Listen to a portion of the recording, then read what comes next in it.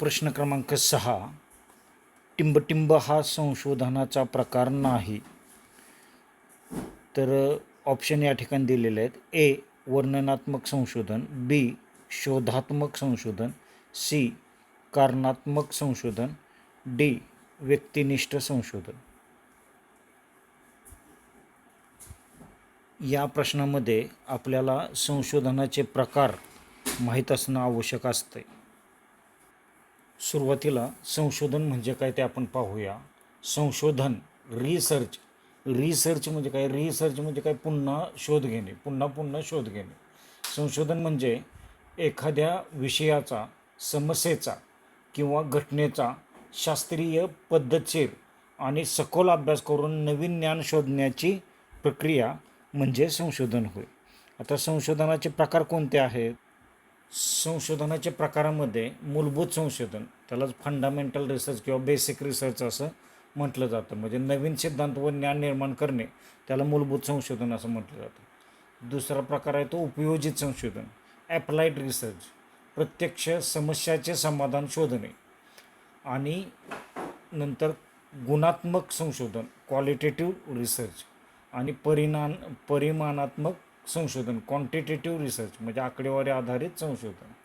अशा प्रकारे मूलभूत, उपयोजित, गुणात्मक आणि परिणामात्मक संशोधन हे संशोधनाचे प्रमुख प्रकार आहेत. आता इथं पर्याय दिलेला आहे वर्णनात्मक संशोधन. आता संशोधनाच्या पद्धतीमध्ये वर्णनात्मक संशोधन पद्धती ही एक पद्धत आहे. म्हणजे ऐतिहासिक संशोधन पद्धती आहे, वर्णनात्मक संशोधन पद्धती आहे, प्रायोगिक संशोधन पद्धती आहे, सर्वेक्षण पद्धती आहे आणि केस स्टडी मेथड आहे. त्याचबरोबर कम्पॅरेटिव्ह मेथड आहे, म्हणजे तुलनात्मक संशोधन पद्धती, गुणात्मक संशोधन पद्धती आणि परिमाणात्मक संशोधन पद्धती ह्या संशोधन पद्धती आहेत. आता इथं पर्याय दिलेला आहे वर्णनात्मक संशोधन. आता वर्णनात्मक संशोधन म्हणजे काय? तर सध्याच्या परिस्थितीचे वर्णन व विश्लेषण यामध्ये केले जाते. आता प्रश्न हा निगेटिव्ह विचारलेला आहे पहा, की टिंबटिंब हा संशोधनाचा प्रकार नाही. तर वर्णनात्मक संशोधनामध्ये सद्यस्थितीच्या परिस्थितीचे वर्णन, विश्लेषण केलेले असते. त्यामुळं वर्णनात्मक संशोधन हा संशोधनाचा प्रकार आहे. आता डिस्क्रिप्टिव्ह रिसर्च किंवा वर्णनात्मक संशोधनामध्ये, या संशोधनात एखाद्या व्यक्ती, समूह, संस्था, परिस्थिती किंवा घटनेची सध्याची स्थिती वर्णनात्मक स्वरूपात अभ्यासली जाते.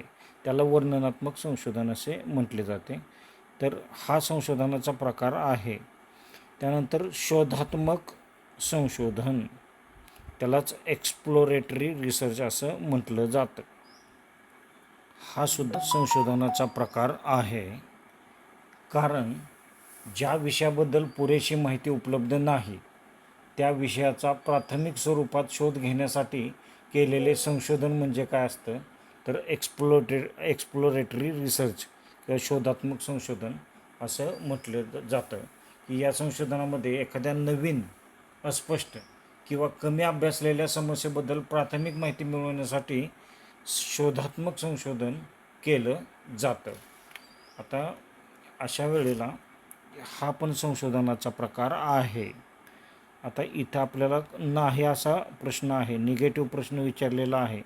बऱ्याच वेळेला कन्फ्युजन होतं की निगेटिव्ह प्रश्न वाचत नाहीत, त्यामुळं उत्तर चुकतं. आता या ठिकाणी कॅज्युअल रिसर्च किंवा कारणात्मक संशोधन म्हणजे काय? या कॅज्युअल रिसर्चमध्ये किंवा कारणात्मक संशोधनामध्ये एखाद्या घटनेमागील कारण काय आहे आणि त्याचा परिणाम यांचा अभ्यास केला जातो. म्हणजे एखाद्या घटकामुळे दुसऱ्या घटकावर काय परिणाम होतो, हे संशोधनामध्ये केलेले संशोधन म्हणजे कॅज्युअल रिसर्च. हा सुद्धा कारणात्मक संशोधनाचा प्रकार आहे. आता कुठला प्रकार नाही? तर व्यक्तिनिष्ठ संशोधन. आता संशोधन हे वस्तुनिष्ठ असते, व्यक्तिनिष्ठ नसते. त्यामुळं हे उत्तर या ठिकाणी चुकीचं आहे. टिंबटिंब हा संशोधन प्रकार नाही, तर व्यक्तिनिष्ठ संशोधन हा प्रकार नाही, हे याचं करेक्ट उत्तर आहे.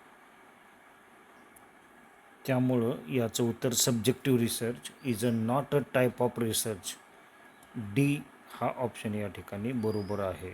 कारण व्यक्तिनिष्ठ संशोधन हा संशोधनाचा प्रकार नाही.